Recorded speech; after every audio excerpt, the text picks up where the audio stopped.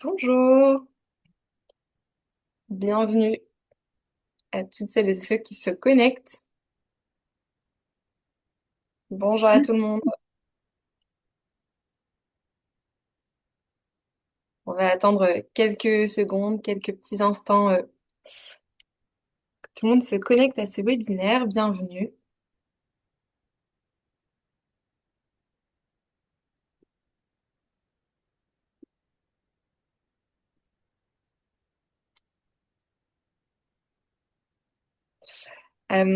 Alors, je vous propose de commencer cette session de webinaire en attendant que tout le monde se connecte par un petit sondage. Clémence, si tu es prête à lancer le sondage, je pense que tu peux le publier sur, je ne sais pas comment d'ailleurs, sur le chat peut-être. Oui. Bonjour, je vois pas mal de d'animateurs et animatrices certifiés de la boîte à impact. Bonjour tout le monde, c'est chouette de vous retrouver ici. Ok, donc pour ceux qui se connectent, merci Clémence, vous avez un petit questionnaire, un petit sondage avant de rentrer dans le vif du sujet sur la thématique de la double matérialité, sur l'exercice de la double matérialité. Vous vous situez comment? Est-ce qu'on a affaire à des super pros ou pas? Voilà, je vous laisse compléter ce sondage en attendant que tout le monde se connecte.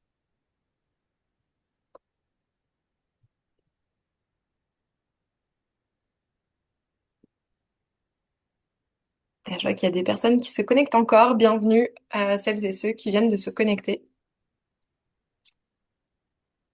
Vous avez un petit sondage à compléter en arrivant. Et ensuite, on va démarrer dans quelques secondes.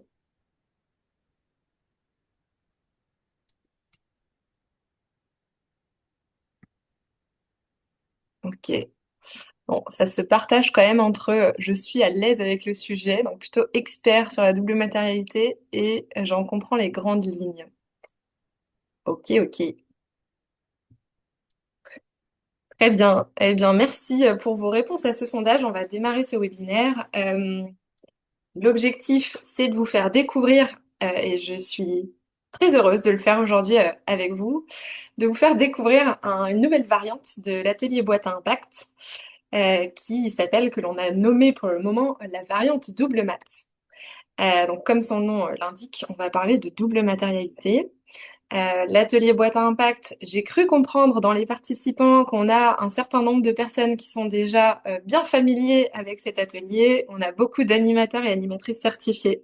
J'en ai vu quelques-uns passer dans les commentaires. Donc bonjour à vous et bonjour à tous les autres qui ne sont pas encore animateurs ou qui ne connaissent pas encore l'atelier boîte à impact, si c'est le cas.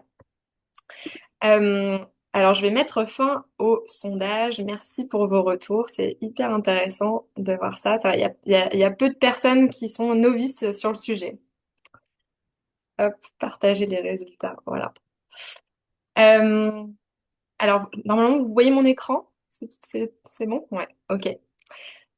Donc, cet atelier boîte à impact, variante double mat, la manière dont on le présente, c'est comme ça, c'est entrer dans une expérience immersive pour décrypter la complexité des enjeux ESG, stimuler la réflexion et accélérer votre transformation durable.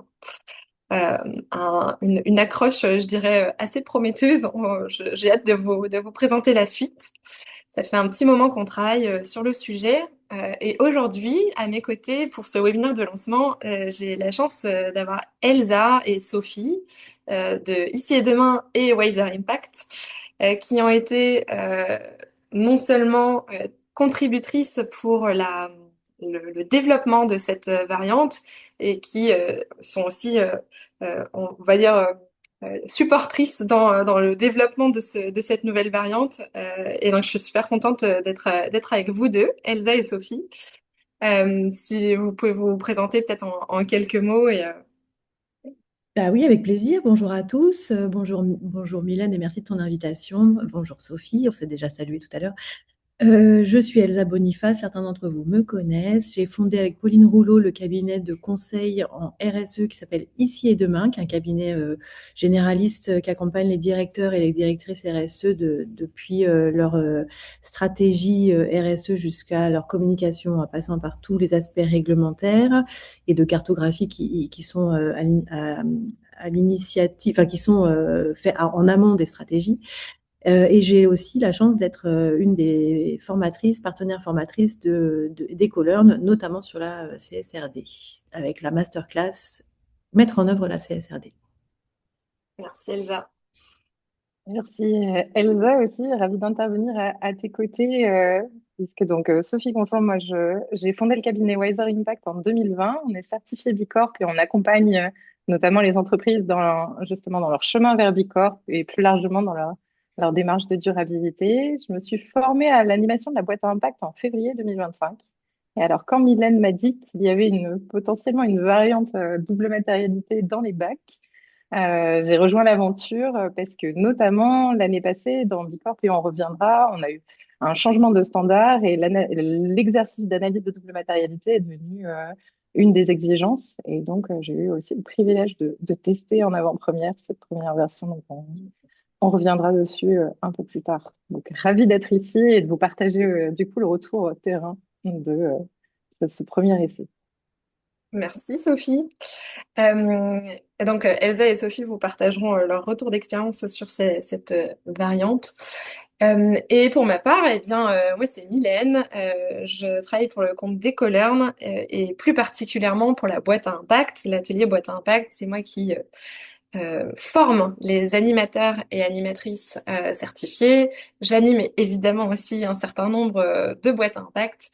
Et en l'occurrence, j'ai largement travaillé, on va dire, sur cette nouvelle variante double matérialité. Et par ailleurs, je me sers aussi beaucoup de mon expérience de consultante en stratégie RSE. Ça fait une dizaine d'années que je travaille sur ces sujets.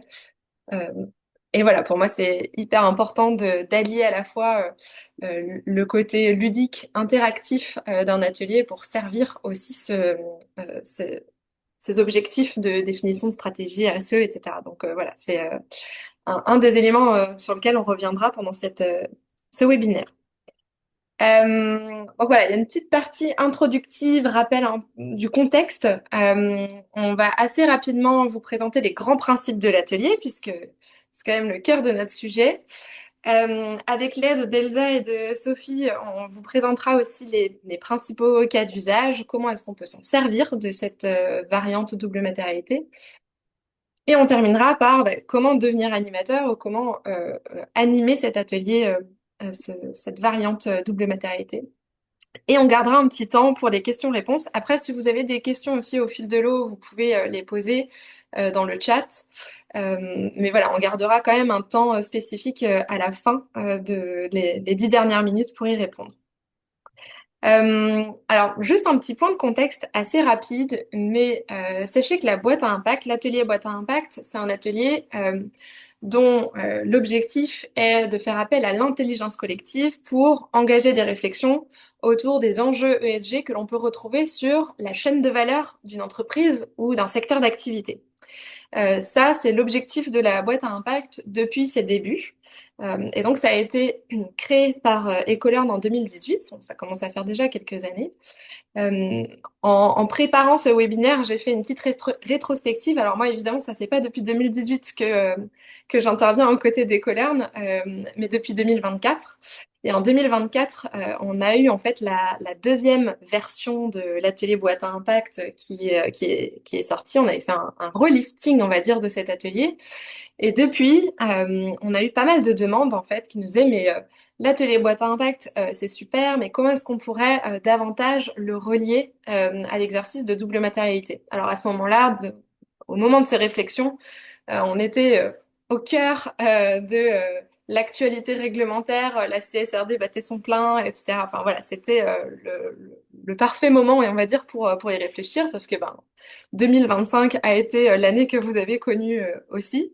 Mais on n'a pas voulu abandonner cette idée-là en se disant que finalement l'exercice de double matérialité que ce soit pour un objectif réglementaire ou pas, pour des questions de stratégie, enfin de définition de stratégie d'entreprise, ça reste un outil qui est hyper intéressant, hyper utile pour les entreprises. Donc on a poursuivi cette volonté, enfin cette mission, on va dire, de créer cette variante double matérialité. Donc c'est ce qui s'est passé en 2025.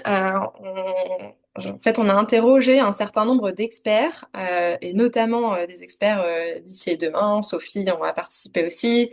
Il y a mes anciens collègues de Hatch qui ont participé. Enfin voilà, on a fait une consultation d'experts de la double matérialité pour se dire voilà, qu'est-ce qui nous manque actuellement dans l'atelier boîte à impact, de quoi on a besoin pour avoir un exercice qui soit un peu plus fluide, un peu plus sympa quand on réalise une double matérialité. Et c'est à partir de là qu'on a donc travaillé sur cette nouvelle variante. Et on a terminé l'année 2025 avec un test grandeur nature, avec une vraie entreprise, un vrai comité de mission parmi les participants. Et c'est cette entreprise-là qui a été, on va dire, le pilote, le crash test de cette variante. Et donc aujourd'hui, ça y est, on est prêt à lancer maintenant la nouvelle version de la boîte à impact. Alors je précise quand même que pour toutes celles et ceux qui sont déjà formés à l'atelier boîte à impact, je vais pas revenir sur, je vais revenir rapidement sur quelques explications de ce que c'est que l'atelier boîte à impact, mais pour info, je vous le dis tout de suite, cette nouvelle variante ne remplace pas l'ancienne. Voilà. Ce n'est ce n'est pas ce n'est pas un erase de l'ancienne version, c'est plutôt une variante supplémentaire et on garde la version que vous connaissez déjà pour ceux qui la connaissent déjà. Voilà, donc ça c'était juste pour faire un petit rappel du contexte. Pour information, au sein de la boîte à impact, on a maintenant à peu près 150 animateurs qui sont formés à l'animation de la boîte à impact en France et en Suisse aussi. On a un certain nombre de clients d'entreprises, et pas que des entreprises d'ailleurs, c'est parfois des collectivités ou des associations qui ont déjà vécu des ateliers boîte à impact, et tout un écosystème et des partenaires avec lesquels on travaille et avec lesquels on déploie en fait cet atelier. Euh, alors, pourquoi est-ce qu'on a créé cette variante double matérialité? J'ai commencé à l'évoquer rapidement. Bon, vous savez, il y a le contexte réglementaire qui a bien bougé ces derniers mois, mais malgré tout, on est persuadé que c'est une méthode qui est hyper importante pour hiérarchiser ces enjeux RSE, ces enjeux ESG, pardon, et définir sa feuille de route, etc. Donc voilà, simplement juste un petit point méthodologique pour les personnes qui ne sont pas encore très à l'aise avec cet exercice de double matérialité. En synthèse, on parle de double matérialité parce qu'on parle de matérialité d'impact et de matérialité financière. La matérialité d'impact étant ce que provoque l'entreprise sur la société et l'environnement, c'est la notion de inside out. Et à l'inverse, la matérialité financière, c'est plutôt ce que l'entreprise subit face aux mutations sociales, sociétales, aux aléas climatiques, par exemple. Et donc là, c'est plutôt voilà, cette notion de outside in, quelles sont les répercussions, notamment financières, euh, de l'extérieur vers l'entreprise, vers l'intérieur. Voilà, c'est juste un petit rappel méthodologique hyper rapide, mais comme ça, tout le monde a les bases de la suite de notre discussion. Euh, et voilà, on voulait quand même faire un petit point de contexte sur où on en est de la CSRD. Sur la partie réglementaire, il y a eu un certain nombre de mutations. Actuellement, qu'est-ce qu'on peut dire de cette réglementation? Et là, je vais donner la parole à Elsa, qui connaît parfaitement ce sujet. Merci Mylène de m'avoir confié ce sujet hautement sexy. Effectivement, pourquoi? Enfin, on revient sur la CSRD parce que c'est dans le cadre de la CSRD que l'Europe a formalisé la méthodologie de double matérialité telle qu'on la connaît maintenant. Il faut bien avoir en tête que les analyses de matérialité se faisaient et se menaient avant la CSRD depuis 20 ans à peu près, avec des méthodologies qui étaient laissées à la main des entreprises, ce qui donnait des résultats qui étaient interprétables et pas forcément comparables. Donc maintenant, on a avec la CSRD un texte, enfin une méthodologie qui est ancrée dans le marbre de manière tout à fait relative, puisque, comme vous l'avez vu, après avoir fait un premier set de documents, enfin de textes, l'Europe est revenue sur sa copie. Donc aujourd'hui, la CSRD s'applique aux entreprises de plus de 1000 salariés et de plus de 450 millions de chiffres d'affaires. Donc les entreprises UE, et elle s'applique aussi aux entreprises non UE dont le CA est supérieur à 450 millions de chiffres d'affaires dans l'UE et qui ont au moins une filiale dans l'UE qui réalise plus de 200 millions de chiffres d'affaires. Donc, par rapport à la première version de la CSRD, le champ d'application est réduit de 90%, c'est-à-dire que les 50 000 entreprises qui devaient être concernées par l'Europe sont réduites à moins, 6 000, je crois.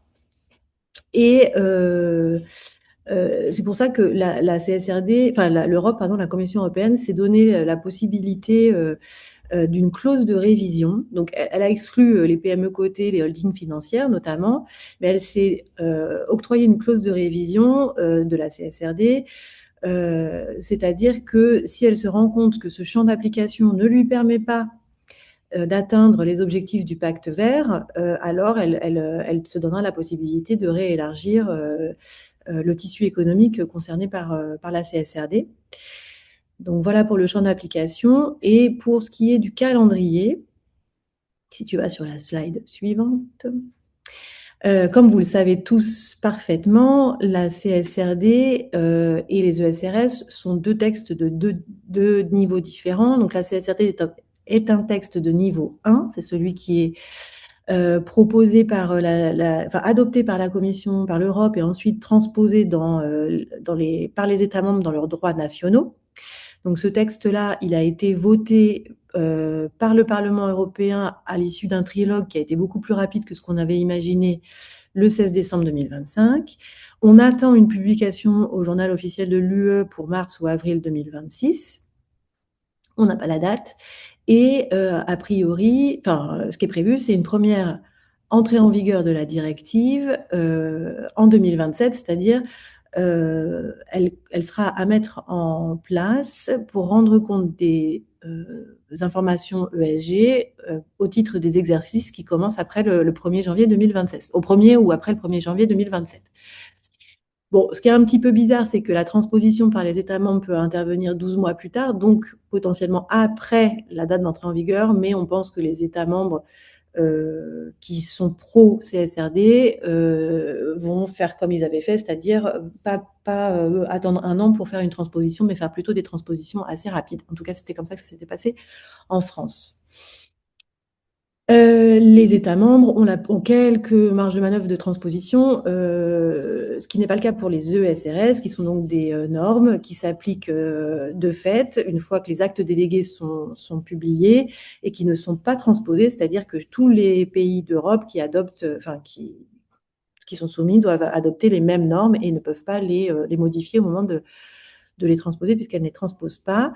Donc le 30 novembre, on a eu l'EFRAG qui a proposer des ESRS révisés à la Commission européenne. Et donc là, c'est en cours avec probablement une publication prévue des actes délégués qui entérineront les textes au 30 juin 2026 et donc une mise en application au 1er janvier 2027. Et donc, pourquoi on parle de ça, c'est aussi que vous sachiez qu'il y a eu des modifications dans notamment la méthodologie d'application de l'analyse de double matérialité avec des éléments de simplification. Par exemple, ce que je peux vous donner pour ceux qui connaissent, on n'est plus obligé de systématiquement évaluer quantitativement les IRO si une analyse qualitative permet de conclure raisonnablement. Donc, faut bien avoir en tête que l'objectif de tous ces experts, c'était de simplifier la vie des entreprises. Donc, en fait, de leur redonner la main, d'assouplir la méthode. Du coup, ça introduit du flou, puisque là, ce que je viens de vous dire, Si l'analyse qualitative permet de conclure raisonnablement sur un IRO, bah, ça reste à l'appréciation subjective des experts et des professionnels, qui peut du coup laisser des discussions ouvertes, notamment avec les auditeurs, puisque bah, chacun va avoir son point de vue sur ce qu'une analyse qualitative permet raisonnablement de conclure. On n'est plus obligé non plus d'évaluer les trois grandes caractéristiques de la gravité séparément. Et il y a des précisions qui sont données sur l'évaluation brute par rapport à l'évaluation nette. Donc voilà, c'est important de peut-être aller relire, enfin d'aller lire les normes révisées. L'idée, c'est que ça va vers plus de bon sens, mais pour ceux qui s'étaient bien approprié la méthodologie de la double matérialité en version 1, il y a un petit travail de mise à niveau à faire avec la version 2 si notamment vous avez des experts autour de vous qui seraient enclins à remettre en question la méthodologie.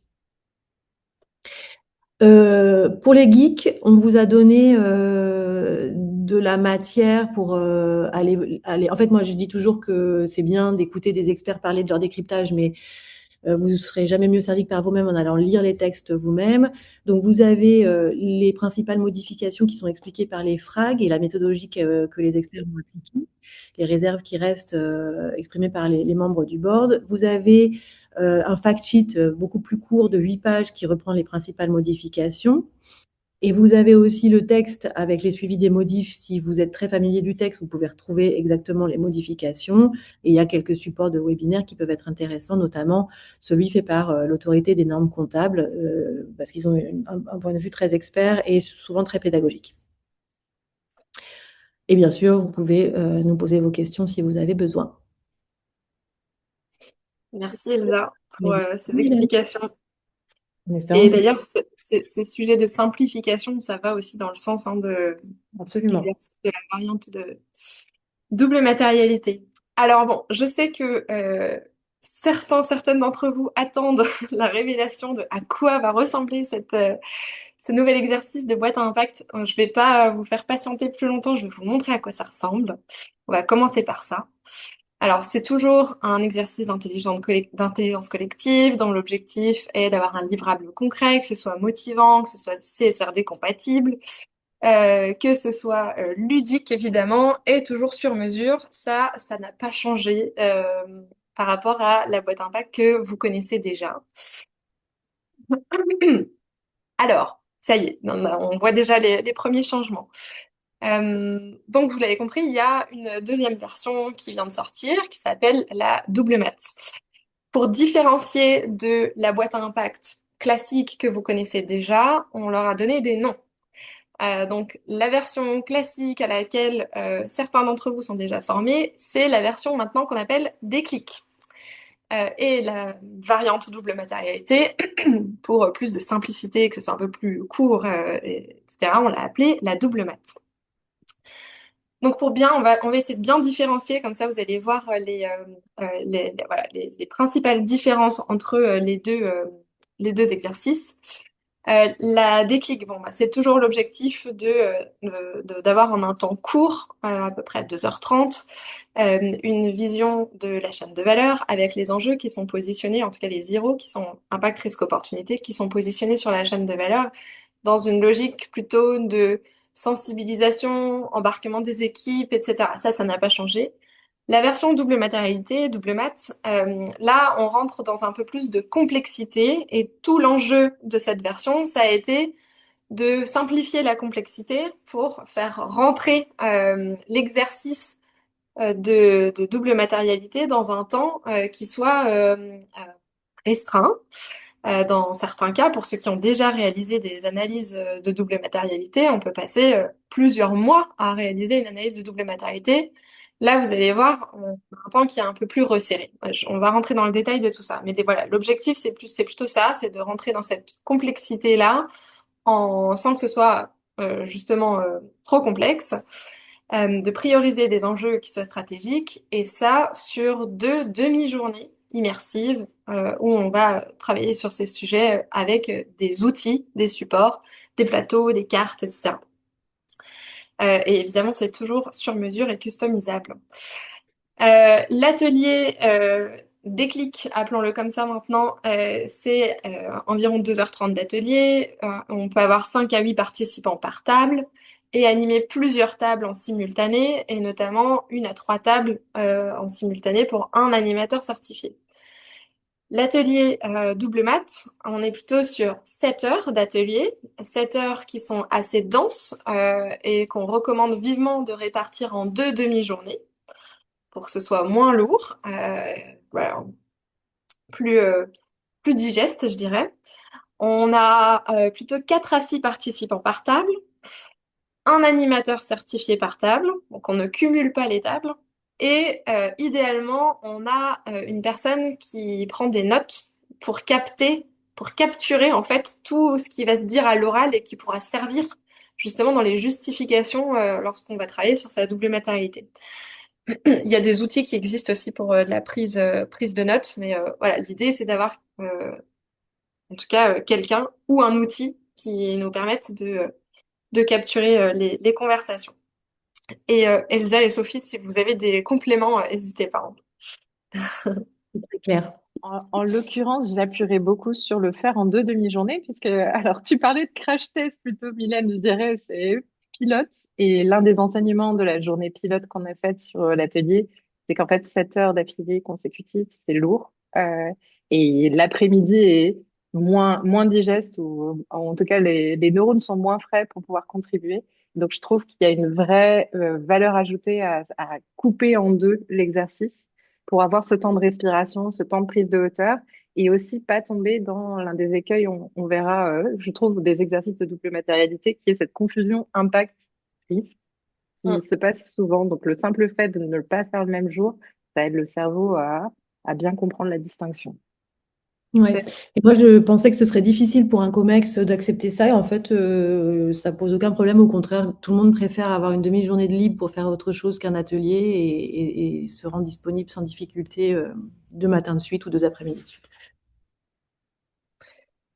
Voilà, donc ça c'était pour les principales modalités d'animation. Alors on a voulu faire en synthèse les différences d'objectifs que vous souhaitez atteindre entre l'atelier déclic et l'atelier double mat. Quand il s'agit de sensibiliser ses collaborateurs, de vouloir éveiller les consciences, faire prendre conscience de la notion de responsabilité élargie avec une chaîne de valeur et tout ça, cette partie-là, plus de sensibilisation, je dirais. L'atelier déclic en 2h30, c'est ce qui est le plus approprié pour cet objectif-là. Euh, Dans certains cas, enfin, il y a des animateurs certifiés qui font aussi, qui se servent de la boîte à impact pour former des étudiants ou faire de la formation aussi des collaborateurs. La boîte à impact est d'ailleurs utilisée dans les formations des Colearn. Encore une fois, c'est plutôt la déclic qu'on va utiliser parce que c'est un temps court. Quand il s'agit de prendre de la hauteur, de commencer à explorer ces enjeux ESG, quand on est plus dans une approche d'exploration, une approche exploratoire, là encore, on va se servir plutôt de la version déclic, la version courte. Euh, Ensuite, si l'objectif c'est de revoir sa stratégie RSE, de définir sa stratégie RSE ou de construire un plan d'action RSE, ou les deux d'ailleurs, de travailler sur sa feuille de route RSE, eh bien là, ça peut être en fait les deux. Tout va dépendre du temps, du budget aussi dont vous disposez. Parce que forcément, un atelier de 2h30, c'est pas le même tarif qu'un atelier de 7 heures. C'est aussi plus de préparation, l'atelier double mat.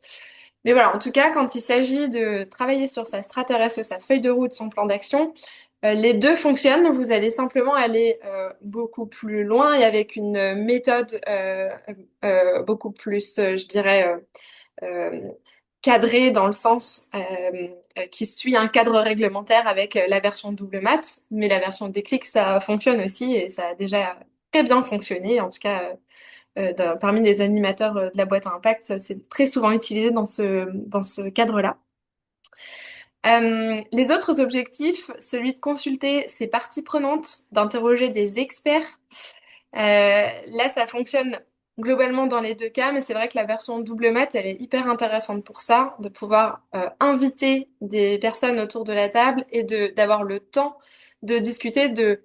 Alors, c'est pas que confronter ses points de vue, mais c'est aussi enrichir ses points de vue avec des angles différents que l'on peut avoir en fonction de son métier, de sa position dans l'entreprise. Et c'est aussi l'occasion d'inviter autour de la table des personnes qui sont externes à l'entreprise. Donc ça, c'est un super moyen, je dirais, différent de consultation des parties prenantes qui fonctionne très bien aussi dans la version double mat. Encore faut-il pouvoir mobiliser des personnes pendant 7 heures. Donc dans certains cas, c'est vrai que c'est pas mal aussi de le faire sur la version déclic en 2h30. Et enfin, sur les objectifs d'entamer une analyse de double matérialité, que ce soit volontaire ou réglementaire. Là, pour le coup, la version double mat, elle a vraiment été conçue pour ça, donc c'est un de ses objectifs clés. Il n'empêche que pour un exercice de double matérialité volontaire, la version déclic, pour certaines entreprises ou des plus petites entreprises, ça peut aussi faire l'affaire. Enfin, ça fonctionne aussi. C'est juste qu'on va moins dans le détail et dans la méthodologie qui suit les recommandations de l'EFRAG, mais ça fonctionne aussi. Voilà pour les principaux objectifs et les différences qu'on peut observer en fait entre ces deux versions. Et bien sûr, dans les deux cas, il y a un sujet de prise de hauteur, consensus, travail d'équipe. Enfin voilà, ça c'est le propre d'un atelier en intelligence collective, mais c'est évidemment le cas dans les deux formats. Alors je vais vous montrer maintenant à quoi ça ressemble cette version double mat. On a trois grands temps forts dans cet atelier. Le premier temps fort, c'est celui de la découverte de la chaîne de valeur et des parties prenantes de l'entreprise. Donc ça, c'est nouveau. On a un set de cartes, plus d'une vingtaine de cartes, qui reprend les principales parties prenantes qu'on peut retrouver dans une entreprise. On va les positionner sur la chaîne de valeur, identifier là où ces parties prenantes peuvent être impactées par l'activité de l'entreprise, et surtout, on va sélectionner les parties prenantes les plus importantes pour l'entreprise, celles qui peuvent avoir le plus d'influence sur l'entreprise, et on va représenter ces parties prenantes en les incarnant. Les participants en fait autour de la table vont incarner les principales parties prenantes de l'entreprise. Je passe, je vais pas rentrer évidemment dans le détail parce qu'on pourrait passer beaucoup de temps à tout détailler, mais voilà dans les grandes lignes, les premières étapes, c'est ça. C'est compréhension du contexte de l'entreprise avec sa chaîne de valeur et ses parties prenantes. Ensuite, on va travailler sur les impacts, les risques et les opportunités. Donc, impact négatif, positif, risque et opportunité. Et je vais vous montrer quelques cartes, parce que là, on a juste mis les titres, mais je vais vous montrer à quoi elles ressemblent. Elles sont différentes de l'atelier déclic. On les a vraiment calées sur les thématiques des ESRS. Donc ça, c'est quand même la grande nouveauté. Et donc, on va travailler d'abord sur les impacts, ensuite sur les risques et les opportunités, même de façon séparée dans le temps. On vous parlait de 2 demi-journées. On a une première partie sur laquelle on va travailler donc les impacts négatifs et positifs sur une première demi-journée et les risques et les opportunités sur une deuxième demi-journée pour vraiment avoir une scission, ce temps de respiration dont tu parlais, Sophie, et vraiment faire la différence entre la matérialité d'impact et la matérialité financière. Et la dernière partie, donc qui suit à chaque fois l'étape d'identification des impacts, des risques et des opportunités, systématiquement, on va noter ces cartes. Et donc là, on a un nouveau plateau qui est un plateau de cotation, une grille de notation des ZIRO, où on va avoir un système de notation simplifié qui reprend d'ailleurs les dernières recommandations simplifiées de l'EFRAG. Et d'ailleurs, les ESRS sur lesquels sont basées les cartes sont basées sur les ESRS simplifiés qui datent de fin de l'année dernière, dans ce que tu présentais, Elsa. Donc voilà, ça c'est vraiment les trois grandes parties, c'est ça. Compréhension du contexte, les parties prenantes, l'identification des ZIRO et leur notation sur une grille de notation. Ce qui change aussi, ce que vous n'avez... Alors pardon, Sophie, tu voulais dire quelque chose? Oui, j'allais dire peut-être un complément à ce stade. Le premier, c'est que le passage de l'étape 1 à 2, qui est vraiment spécifique à cette variante, il est hyper intéressant parce que le fait d'avoir parlé partie prenante, ensuite on invite les personnes autour de la table à incarner une de ces parties prenantes, donc de finalement dire ça, c'est le point de vue et je me fais la voix d'eux. Donc, dans un cadre de consultation, je trouve ça hyper intéressant, en fait, de renvoyer les personnes à finalement, je me fais la voix de quoi. Après, bien sûr, elles peuvent ouvrir et dire ça, c'est mon opinion personnelle, mais au moins, ça centre et ça ancre les personnes. La deuxième chose aussi, c'est le fait de bien distinguer la partie matérialité d'impact et matérialité financière. C'est pas ce qu'on a fait pendant le test, mais c'est ce que je ferais demain si je devais le refaire. Ça permet aussi d'impliquer dans cet atelier des personnes différentes. C'est-à-dire de se dire que la matérialité d'impact va être plutôt faite avec des parties prenantes externes, expertes, et la matérialité financière peut être faite davantage avec de l'interne. Donc ça, c'est un des learnings, je dirais, de notre premier pilote de l'année passée. Tout à fait. Et Elsa, tu mettais en commentaire, effectivement, il y a des cartes vierges, ce qu'on avait déjà dans la version déclic, mais on l'a conservé et c'est très utile dans cette version double mat. Je pense qu'on s'en sert encore plus. Des cartes vierges pour compléter des zeros qui sont spécifiques. Je vais vous montrer un peu plus en détail les cartes dans le slide suivant. Peut-être tu peux aussi répondre à la question de Claire Planche Je l'ai pas vu. euh, qui demande si on a les définitions des zeros et je crois que tu as prévu des cartes ancrage. Ouais, tout à fait. Les cartes balises, ça arrive, tout à fait. Ça, c'est une grande nouveauté aussi de cette variante. C'est les cartes balises qui servent en premier lieu aux animateurs et animatrices c'est une sorte de soutien en fait pour les animateurs et surtout c'est des cartes qui restent visibles pour les participants et qui permet de quand on a un doute de se dire attends c'est quoi déjà la différence entre un impact et un risque et là on peut se référer à des définitions, des points d'attention. Voilà. Donc ça permet de soutenir en fait l'animation de l'animateur et de garder sous les yeux ces éléments sous les yeux. Voilà pour les grandes nouveautés, je dirais. Euh, et je savais que vous auriez envie de voir à quoi ça peut ressembler les cartes. Donc je vous ai quand même mis quelques extraits. Donc typiquement, on a des cartes impact négatif, impact positif, risque et opportunité pré-remplies, avec, comme vous pouvez le voir, des tirets en dessous qui permettent d'être complétés. Alors ça, c'est une différence aussi par rapport à la boîte à impact déclic. C'est une version, la déclic, c'est une version qui est entièrement réutilisable, à part les cartes vierges sont complètes évidemment. Mais pour cette version-là, on n'a pas trouvé de meilleure solution que de le faire de façon vraiment sur mesure personnalisée et à compléter, en fait. Donc, évidemment, dans un souci d'impression, on va faire des cartes qui sont plus fines parce que bah, voilà, elles sont à usage unique, j'ai envie de dire. Mais voilà, en tout cas, ceci est un détail, mais tout ça pour dire que les cartes sont pré-remplies et surtout, vous avez en haut à droite les codes des ESRS associés. C'est pas tant pour les participants, c'est plus pour le consultant ou la consultante qui fait le suivi, qui va derrière retravailler sur un livrable dont l'objectif est d'aboutir à une double matérialité ou une matrice de matérialité. Donc ça permet vraiment de faciliter le travail du consultant, de se référer à des codes des ESRS. Donc évidemment, vous avez sous les yeux la fiche mémo des ESRS. On n'est pas tous censés savoir par cœur les intitulés des ESRS. Mais voilà, à quoi ça peut ressembler. Et vous avez comme ça un certain nombre de cartes développées et évidemment des cartes vierges supplémentaires à compléter pendant l'atelier. Euh, voilà, simplement juste un petit détail sur les risques et les opportunités. On n'a pas noté de code ESRS associé, tout simplement parce que c'est des risques et des opportunités, je dirais, génériques, qui nécessitent d'être complétés et d'être associés à une cause, en fait. Et c'est cette cause-là que l'on va associer, que le consultant ou la consultante va associer à un code ESRS. Donc c'est la raison pour laquelle c'est ensuite au consultant de compléter ça. Voilà.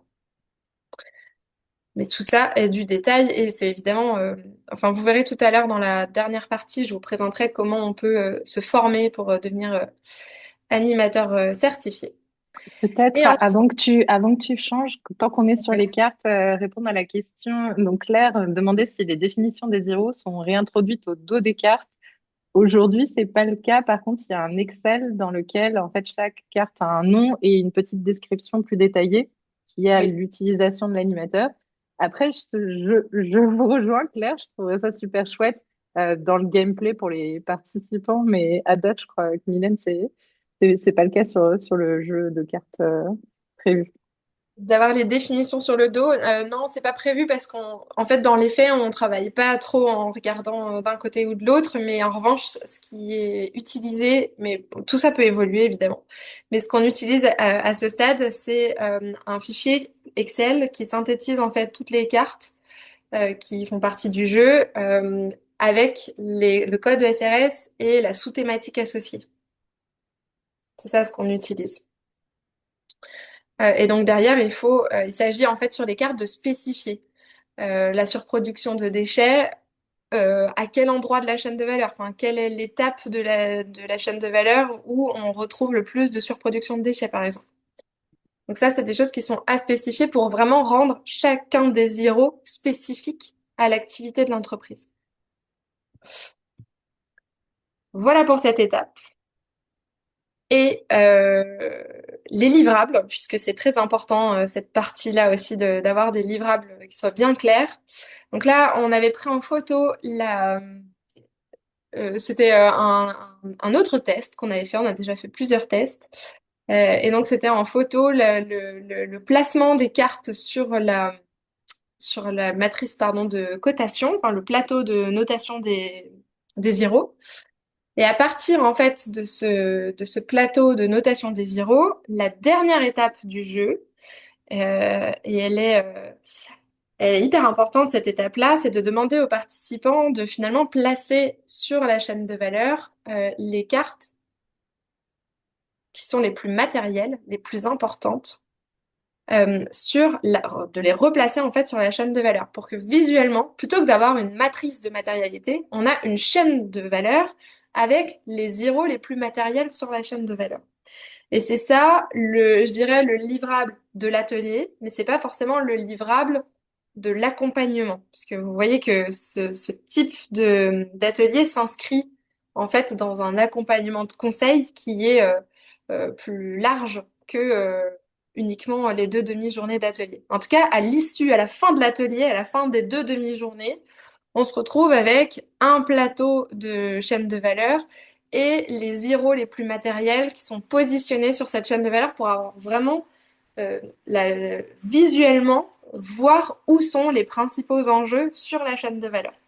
Ça, c'est le livrable des deux demi-journées. Et en revanche, il y a un livrable supplémentaire et qui n'est pas des moindres, qui est la correspondance en fait Excel de tout le travail que vous avez fait avec les équipes en atelier. Et donc c'est ce livrable Excel qui va vous servir derrière à finaliser votre analyse de matérialité, construire votre matrice de matérialité. Euh, voilà, et ça, c'est en complément, en fait. Et nous, on vous fournit un Excel avec les cases qui sont pré-remplies. Voilà. Ça, c'est pour la partie livrable. Est-ce Avant que... qu'on passe à la partie d'avant, il y a une question peut-être de Claire, je vois, sur est-ce qu'on retrouve aussi les parties prenantes sur le plateau. Je dirais que le gros défi d'animation, c'est qu'on va faire venir des cartes de nature différente. Donc, typiquement, les cartes que montrait Mylène avant sur les parties prenantes, on va les avoir à un instant T, on prend une photo et ensuite elles disparaissent définitivement pour toute la durée de l'atelier. Et ensuite, on sera vraiment centré sur les cartes Hero. Et d'ailleurs, celles-ci, on les mettra au fur et à mesure d'abord les impacts négatifs, ensuite les impacts positifs. On prend des photos à chaque étape et à la fin, on n'a que la version synthétique, c'est-à-dire une version dans laquelle, comme on le voit à l'écran, on a élagué déjà et enlevé pour arriver à quelque chose de digeste, parce que quelqu'un d'autre le mettait dans le chat avant. Oui, on a énormément, en fait, une quantité d'informations énormes à traiter. Et donc, le livrable permet de montrer à la fin en vue synthétique ce que l'on a réellement gardé, qu'on verrait en haut, je dirais, dans le cadre en haut d'une matrice de double matérialité classique. Mm, mm. Et il y a une autre question, comment gérez-vous la cotation des zéros pour en faire ressortir les plus matériels dans le temps de l'atelier? Alors en fait, donc on a ce plateau de jeu pour la cotation. Pareil, on a des cartes balises qui permettent de situer justement, de proportionner les notations, de se dire bah, note 1, ça correspond à ça, le 2, ça correspond à ça, etc. Et on a parmi les cartes balises, on a ce qu'on appelle des cartes de seuil de matérialité. Et ce sont les participants eux-mêmes, en discutant entre eux, qui vont décider, c'est eux qui vont décider de placer le seuil de matérialité sur le plateau de cotation. Donc c'est comme ça qu'on va gérer la partie notation. C'est comme ça qu'on a trouvé, on va dire, le moyen le plus ludique, parce que c'est un exercice qui est, pour le coup, euh, pas le plus fun à faire, la partie cotation. Et là, on a essayé de le rendre le plus ludique possible avec ce système de plateau de notation et de seuil de matérialité à poser. On le voit pas très bien, mais sur l'écran, sur la photo à gauche, c'est là où on voit des petites cartes avec des Mm. flèches. Mm. Et voilà. Et dans tous les cas, c'est pour ça que je vous dis que c'est important d'avoir un scribe à table, parce que cette personne-là va aussi, au fur et à mesure, capturer un certain nombre d'informations et notamment les notes dans l'Excel. Enfin, ça, c'est la version premium, c'est ça. C'est d'avoir quelqu'un qui note au fur et à mesure en direct dans l'Excel. Je sais que c'est pas forcément toujours faisable, mais si c'est le cas, c'est ce qu'il y a de mieux à faire. Voilà, alors je vois juste que le temps file. Je vais un petit peu accélérer pour qu'on aille jusqu'au bout. Donc, vous avez vu dans les grandes lignes à quoi ça ressemblait cet atelier. Maintenant, rapidement, mais je pense que vous l'avez déjà bien compris, les principaux cas d'usage et surtout ce que ça peut apporter par rapport à un accompagnement une analyse de matérialité, double matérialité, je dirais, classique. Euh, un premier cas d'usage, c'est celui de se conformer à la CSRD, de s'en servir en tout cas, de se servir de cet atelier-là comme introduction, grosse introduction, je dirais, à un exercice de double matérialité, puisqu'on s'appuie directement sur le cadre de la CSRD et des ESRS dans leur version simplifiée de la fin de l'année dernière. On respecte ce système de double évaluation avec la matérialité financière, la matérialité d'impact. On intègre aussi le principe de consultation des parties prenantes, qui est un principe fortement recommandé par les FRAC quand on réalise une double matérialité. Et on a donc ce système de cotation qui est simplifié, mais ça tombe bien, les FRAG a aussi simplifié le système de cotation. Donc voilà, ça respecte, on va dire, ces éléments-là. Il y a quand même juste un énorme point d'attention, et j'aimerais que vous repartiez de ce webinaire en l'ayant bien en tête. Ça ne se substitue pas à l'exercice réglementaire de la CSRD. On a obligatoirement besoin, si c'est dans ce cadre-là, besoin de revenir sur un tableur Excel, etc. Sauf que l'avantage, c'est qu'on a accéléré le processus en introduction et qu'on a rassemblé un certain nombre de parties prenantes qui comptent autour de la table, plutôt que d'aller les voir un par un. Je sais pas si Ouais, c'est c'est vraiment, complété. Ouais. ouais, c'est vraiment, enfin, c'est vraiment important. Enfin bon, c'est évident que ça se substitue pas. Si on veut produire un dossier de double matérialité avec toutes les justifications nécessaires, et comme il y avait dans la conversation avec la question des preuves quantitatives ou les preuves scientifiques, ça nécessite de documenter le processus. Mais cette version double mat de la boîte à impact, elle aide grandement soit le consultant, soit l'équipe projet, parce qu'elle elle permet vraiment d'avoir toutes les choses qu'on n'avait pas avec la boîte à impact des clics, qui permettent après de produire les fichiers Excel qui vont bien. Et ce qui est super avec l'atelier, c'est que plutôt que de demander à des gens de se plonger dans des fichiers Excel from scratch, on les a fait participer à un atelier, ils comprennent tout le contexte et l'exercice qu'on cherche à leur faire. Et après, ils acceptent beaucoup plus facilement de chercher la bonne case où il faut noter la bonne cotation. C'est beaucoup moins rébarbatif de comprendre que tout ça doit ensuite atterrir dans un fichier Excel. Et je compléterai par le fait que ça permet aussi au groupe de se rendre compte de c'est ça qu'on va avoir à la fin. Parce que je trouve que, en tout cas, sur les premiers exercices de double matérialité moi, que j'ai pu voir, il y avait un peu cette frustration. On bosse pendant des mois, mais en fait, vraiment, on voit pas c'est quoi le livre à final, à quoi ça va ressembler. Là, c'est vrai qu'il y a un effet très vite de OK, bah, au bout d'une journée, on voit dans quelle direction on va. Donc, comme tu le disais très bien, Elsa, on est OK Mm. ensuite de revenir dessus, de réapprofondir et d'aller Mm. se faire l'Excel rébarbatif. Ouais.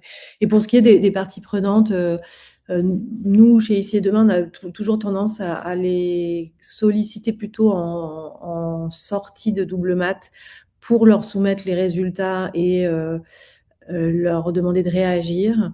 On a, au tout début des processus de double matérialité, fait le truc classique avec des questionnements quantitatifs de très nombreuses parties prenantes. Et on s'est rendu compte que beaucoup de parties prenantes ne connaissent pas bien soit les sujets ESG, soit l'entreprise, et encore moins le croisement des deux, et que leurs retours sont, enfin, c'est pas quantitativement qu'on va avoir des retours pertinents, il faut choisir les parties prenantes de manière très précise.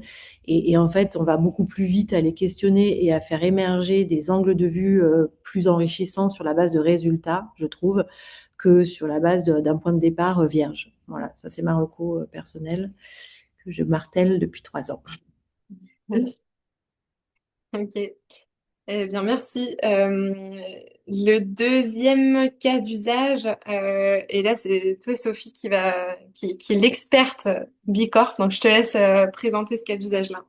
En l'occurrence, c'était le cas d'usage de notre pilote, puisque pour celles et ceux qui ne sont pas familiers du référentiel Bicorp, donc c'est une labellisation qui l'année passée a changé son système d'obtention, puisque historiquement, ça faisait quasiment 20 ans que les entreprises en fait remplissaient un questionnaire, devaient atteindre le seuil des 80 points, et si elles le dépassaient, elles obtenaient la certification. Dans les nouveaux standards, on passe à une logique de 7 thématiques obligatoires. Donc, vous ne choisissez pas votre discipline, vous devez atteindre un seuil minimum dans chacune des thématiques. Et les exigences sont déterminées par votre taille, votre secteur et la géographie dans laquelle opère votre entreprise. Et donc, dans ces nouvelles thématiques, l'analyse de double matérialité n'est plus une option, mais un indispensable, puisque par le passé, dans Bicorp, on vous recommandez de le faire, mais et ça vous donnait des points, mais si vous ne le faisiez pas, vous pouviez tout à fait vous certifier. Là, maintenant, c'est un indispensable, c'est attendu pour des entreprises de taille L. Alors, on parle en t-shirt. Moi, j'aime bien parler en t-shirt dans ce nouveau référentiel. Donc, ce que ça vous permet de voir, c'est justement, donc on parle d'entreprises qui ont plus de 250 collaborateurs et un chiffre d'affaires entre 75 millions et 350 millions, sachant qu'on prend le plus bas de ces deux dénominateurs. Donc, à partir en fait de ce chiffre d'affaires ou de ce nombre de collaborateurs minimum, vous devez réaliser cette analyse de double matérialité. Par ailleurs, l'autre spécificité dans ce standard Bicorp, c'est qu'on vous demande aussi de consulter vos parties prenantes et en l'occurrence, on a une liste assez précise et vous devez notamment avoir une personne qui se fait la voix sur des thématiques environnementales, donc un représentant de la nature. Donc ça invite aussi à aller chercher des personnes d'ONG pour participer à cette consultation. Et donc, je trouve que le format proposé par Ecolearn, cette BAI double mat, permet de remplir finalement ces deux exigences, de montrer, oui, on a une vraie consultation de nos parties prenantes. Et d'ailleurs, on joue le jeu de l'intelligence collective jusqu'au bout, puisque on les fait pas juste réagir en bilatéral, one-to-one, mais on les met potentiellement aussi dans la même salle. Ça, c'est une des options d'utilisation de l'atelier.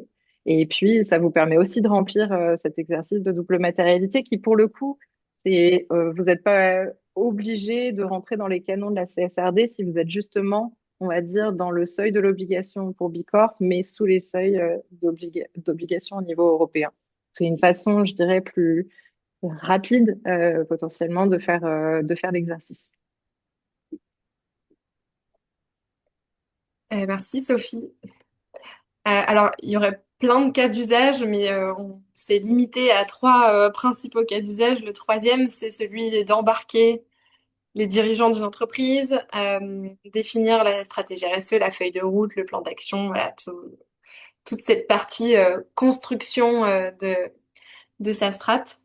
Tout simplement parce que, bah, en fait, l'exercice de la double matérialité, hors exigence, que ce soit réglementaire ou pour un label, pour le label Bicorp, au-delà de ça, c'est juste hyper intéressant de faire cette analyse-là, cette étude-là, pour comprendre à la fois les impacts qu'on peut avoir, les externalités qu'on peut avoir sur la société ou l'environnement, mais aussi quelles peuvent être les répercussions.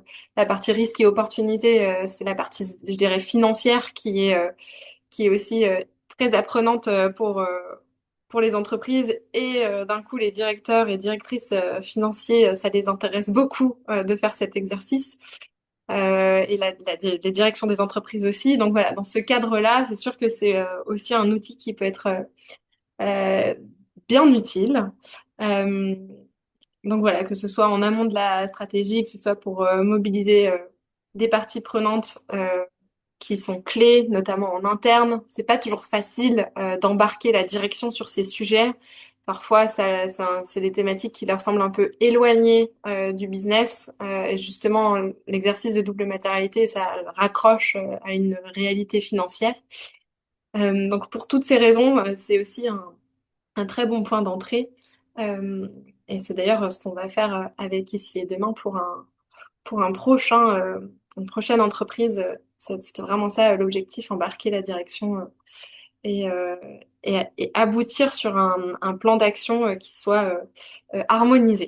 Voilà, Prioriser et harmoniser. Mm. tout à fait. Donc voilà, ça c'est pour le troisième cas d'usage. Et de manière générale, on a un peu réfléchi à ce que permettait d'obtenir, je dirais, cet atelier double maths. Donc c'est, je dirais plutôt une alternative à ce qu'on peut connaître des missions classiques d'accompagnement à la double matérialité. Et ça reste très bien hein, d'avoir des missions classiques. C'est juste si vous avez envie, besoin d'engager, je dirais, certaines parties prenantes parce que c'est poussif, c'est difficile de les engager ben, en fait, ça, c'est une pédagogie qui est plus engageante que la version classique, je dirais. Enfin, le format est plutôt dynamique, même très dynamique. Et surtout, ça permet de s'approprier des concepts qui peuvent nous paraître un peu obscurs. Quand on dit CSRD, ESRS, il y a certaines personnes qui ont les poils qui se hérissent et qui veulent surtout pas en entendre parler, alors que parler concret des impacts et des risques financiers sur l'entreprise, bah là, d'un coup, ça leur parle beaucoup plus.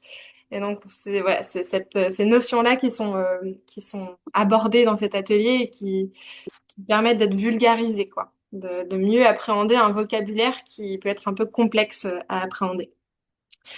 Euh, on l'a évoqué plusieurs fois, mais il y a le gain de temps aussi qui est un des bénéfices quand même de cet atelier. C'est une méthode qui est plutôt raccourcie. Alors, il y a les 2 demi-journées d'animation, mais il faut pas oublier qu'il y a quand même de la préparation et de la restitution. Donc, c'est pas que 7 heures de travail, c'est quand même du travail en amont, en aval, mais encore une fois, dans certains cas, des analyses de double matérialité, on peut passer plusieurs mois à réaliser une analyse.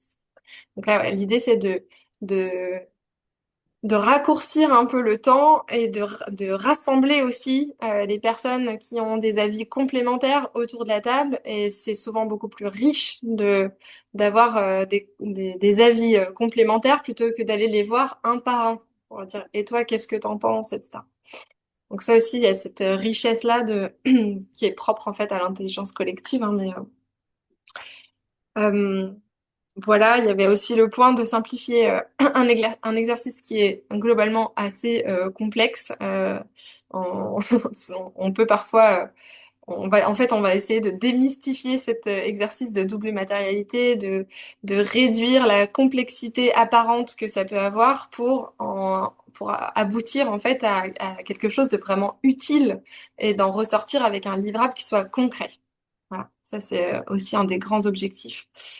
Euh, et surtout, au-delà d'avoir un livrable concret, c'est de se dire que, eh ben, on va pouvoir s'en servir pour derrière mettre en œuvre des plans d'action, de ne pas se cantonner justement à l'analyse des enjeux, mais de s'en servir comme une boussole et comme un élément d'identification des grands enjeux pour mettre en place une feuille de route qui soit pertinente. Voilà, les principaux, je dirais, atouts de cette version double mat. Il y a eu Elsa. des questions. Est-ce que tu prévois une version digitale pour des gens qui ne pourraient pas se réunir physiquement? Et est-ce que tu prévois une version anglaise pour des gens qui seraient anglophones ou qui ont besoin de travailler à l'international? Ouais. Alors, on va déjà lancer la version française présentielle. Et Ouais. ça, c'est déjà très bien comme ça. Mais effectivement, s'il y a des besoins et de la demande pour une version anglaise, pour le coup, enfin, on peut faire ça très facilement de développer le jeu en version anglaise. Ça, c'est un développement qui est assez facile et rapide. Après, pour la version digitale, je suis moins convaincue de cette Ouais. Mm. version digitale. Je pense pas que ce soit infaisable, mais vu l'ampleur de la tâche et la nécessité de dialoguer et d'échanger, parce que c'est vraiment ça ce qui est important dans cet atelier, Mm. je dirais que on privilégie toujours la version présentielle, même dans la boîte à impact Déclic. Euh, Encore une fois, la boîte à impact Déclic, en 2h30, on peut la faire en distanciel et ça fonctionne bien. C'est juste dans l'intelligence collective,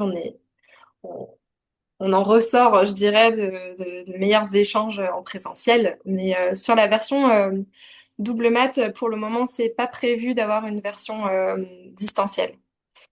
Si c'est une demande grandissante et pourquoi pas faire des tests, je pense qu'il faudrait d'abord la tester en fait en distanciel et voir si ça marche ou pas.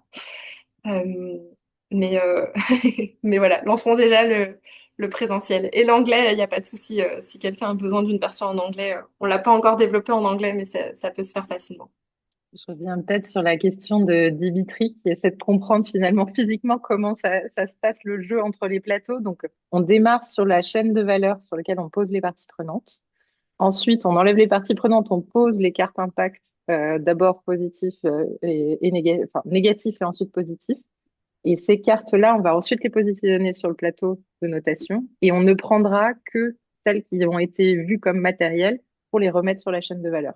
Donc c'est ça l'enchaînement entre les deux Mm, plateaux, d'où l'importance aussi en présentiel d'avoir bien ces deux espaces pour mm, naviguer entre vos deux plateaux de jeu qui sont du coup une des spécificités de cette version par rapport à la version déclic.